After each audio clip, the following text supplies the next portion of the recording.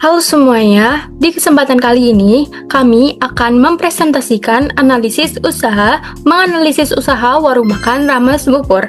Untuk tugas ini adalah tugas analisis usaha mata kuliah pengantar manajemen program studi bisnis digital Fakultas Ekonomi dan Bisnis tahun ajaran 2025-2026.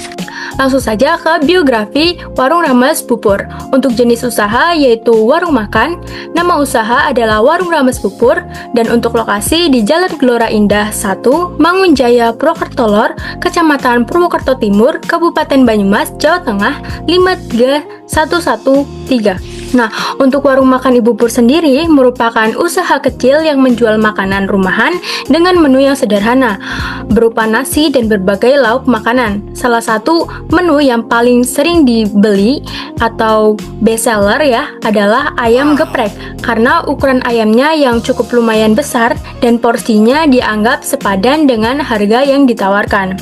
Nah, usaha ini dikelola sendiri oleh Ibu Pur dan suaminya tanpa karyawan tambahan. Dalam kondisi tertentu, warung terlihat cukup ramai oleh pelanggan, terutama pada jam makan siang, makan pagi, makan malam. Di sini ada beberapa fenomena yang terlihat dalam operasional sehari-hari di warung Rames Bupur. Yang pertama, pelayanan yang tidak konsisten. Jadi ketika stok ayam geprek habis, proses penggorengan ini dilakukan setelah ada pesanan. Jadi waktu tunggunya menjadi lebih lama. Yang kedua, tidak ada inovasi menu atau strategi baru. Jadi sejak awal berdiri sampai sekarang, menu yang dijual itu sama dan tidak mengalami perubahan. Yang terakhir ada sistem kerja berjalan seadanya. Jadi tanpa perencanaan, pembagian tugas, atau standar operasional yang jelas. Karena seluruh proses masih ditangani langsung oleh pemilik usaha. Jadi fenomena tersebut itu sering dianggap wajar oleh pemilik usaha. Namun, jika ditinjau dari sudut pandang manajemen bisnis, kondisi ini menunjukkan adanya permasalahan manajerial yang berpotensi menghambat perkembangan usaha dalam jangka panjang. Selanjutnya ada analisis fungsi manajemen yang belum optimal. Pertama ada perencanaan atau planning. Perencanaan di warung makan Bupur belum berjalan dengan baik. Pemilik usaha tidak memiliki, yang pertama, mereka belum memiliki perencanaan stok bahan baku, khususnya ayam yang menjadi menu best seller. Kedua, mereka belum memiliki target penjualan harian atau mingguan.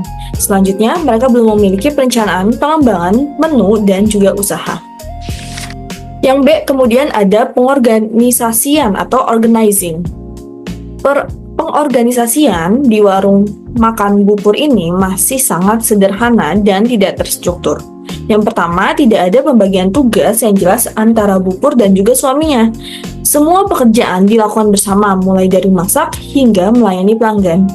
Dan terakhir, tidak ada struktur kerja atau SOP tertulis. Oke, selanjutnya adalah analisis fungsi manajemen yang belum optimal di bagian pengarahan atau actuating.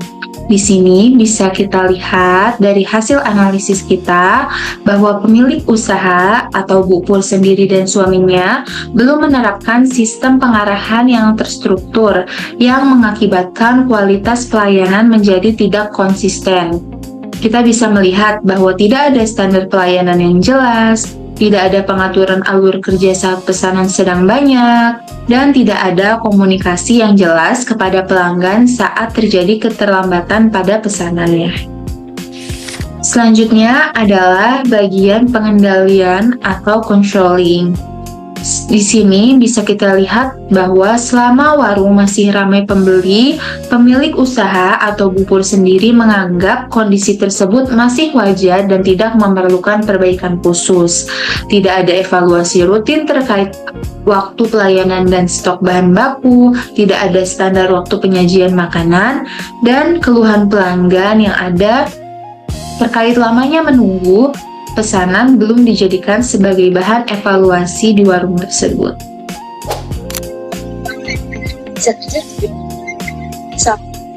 modal seperti pada waktu pada usaha kecil. Hal ini disebabkan oleh beberapa faktor seperti yang pertama, pemilik usaha kecil umumnya tidak memiliki latar belakang pendidikan atau pengetahuan manajemen bisnis. Usaha dijalankan berdasarkan pengalaman dan kebiasaan sehari-hari, bukan berdasarkan perencanaan dan konsep manajemen yang terstruktur. Yang kedua, usaha kecil biasanya dikelola secara mandiri atau keluarga. Warung makan Bubur yang hanya dikelola oleh pemilik dan suaminya. Kondisi ini membuat pembagian tugas, perencanaan, dan evaluasi sering diabaikan karena dianggap tidak terlalu penting. Selanjutnya, yang ketiga, fokus utama pemilik usaha kecil adalah pada operasional harian, seperti memasak dan melayani pelanggan selama usaha masih berjalan dan menghasilkan pendapatan. Kesalahan seperti pelayanan tidak konsisten atau tidak adanya inovasi dianggap sebagai hal yang wajar. Yang keempat, keterbatasan pada modal dan sumber daya membuat pemilik usaha enggan melakukan perubahan atau pengembangan. Mereka cenderung mempertahankan cara lama karena dianggap lebih aman dan tidak beresiko. Yang terakhir, kelima, kesadaran akan pentingnya manajemen jangka panjang. Yaitu banyak pemilik usaha kecil belum menyadari bahwa tanpa perencanaan, pengorganisasian, pengarahan, dan pengendalian yang baik, usaha akan sulit berkembang meskipun terlihat ramai. Berikutnya adalah solusi manajerial yang sederhana dan dapat dilakukan di warung rames populer. So, yang pertama ada perencanaan. Perencanaan adalah tahap awal dalam menentukan arah operasional suatu usaha, yaitu yang pertama adalah dengan menyiapkan stok ayam yang jauh lebih banyak pada jam ramai. Hal ini dilakukan agar tidak kehabisan bahan baku saat banyaknya pesanan dan dapat mengurangi waktu tunggu pelanggan dan mempertahankan kepuasan pelanggan. Lalu yang kedua ada memperkirakan jumlah penjualan harian berdasarkan dari pengalaman. Dengan melihat data atau pengalaman di hari sebelumnya, pemilik dapat memperkirakan kebutuhan ayam di setiap harinya. Hal ini dapat mencegah pemborosan stok sekaligus mencegah stok habis pada jam ramai. Yang ketiga adalah menentukan menu prioritas, yaitu ayam geprek sebagai menu bestseller. Fokus pada menu utama akan membantu meningkatkan kualitas dan konsistensi rasa. Selain itu, menu bestseller juga dapat menjadi daya tarik utama bagi pelanggan baru maupun pelanggan tetap. Yang kedua adalah pengorganisasian. Pengorganisasian adalah pembagian tugas kerja agar pekerjaan jauh lebih efisien dan tidak tumpang tindih. Contohnya adalah Bufoer fokus pada memasak dan menyiapkan makanan. Lalu suaminya akan fokus pada melayani pelanggan dan melakukan transaksi. Lalu yang ketiga adalah pengarahan dan standar kerja. Aspek ini berisi dengan aturan kerja dan cara menjalankan proses agar hasilnya maksimal, yaitu dengan menentukan urutan kerja saat terjadinya penumpukan pesanan. Jika banyak pesanan datang, akan diadakan sistem antrian sehingga tidak bingung siapa yang harus dilayani lebih awal. Lalu yang kedua, menentukan standar waktu dalam penyajian ayam geprek. Standar waktu ini memungkinkan proses memasak dan penyajian berjalan sesuai dengan batas waktu yang ditentukan, sehingga kualitas rasa tetap terjaga dan pelanggan tidak menunggu lebih lama. Lalu yang ketiga adalah memberikan penjelasan kepada pelanggan jika harus menunggu karena stok sedang digoreng. Ini penting agar pelanggan tidak merasa diabaikan sehingga mereka tetap nyaman walaupun harus menunggu. Lalu yang keempat adalah pengendalian dan evaluasi. Tahap ini memastikan usaha untuk terus berkembang dan memperbaiki kekurangannya. Yang pertama adalah melakukan evaluasi stok ayam di setiap harinya. Hal ini dilakukan untuk mengetahui apakah stok tersebut terlalu sedikit atau terlalu banyak. Tujuannya agar operasional di hari berikutnya dapat lebih tepat. Lalu yang kedua adalah mendengarkan masukan dan keluhan pelanggan. Keluhan dapat membantu pemilik memahami bagian mana yang harus diperbaiki, seperti rasa, harga, atau pelayanan. Dan yang ketiga adalah mencatat menu yang paling banyak diminati dan di jam ramai, dan di jam mana saja yang ramai.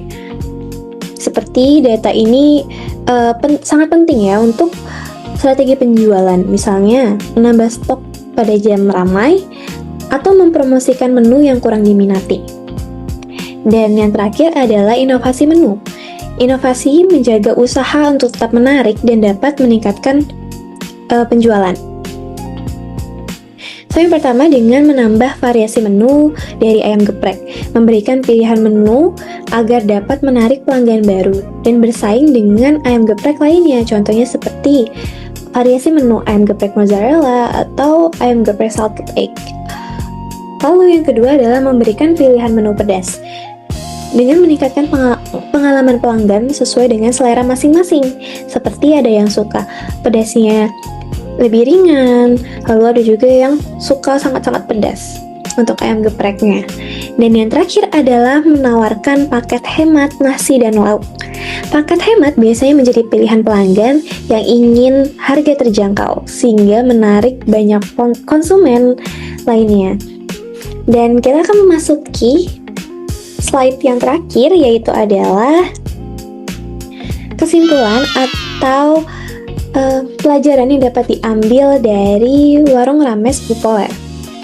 So, usaha yang ramai belum tentu dikelola dengan baik jika tanpa perencanaan, pengorganisasian, pengarahan, dan pengendalian yang sederhana namun konsisten, usaha kecil akan sangat sulit untuk berkembang.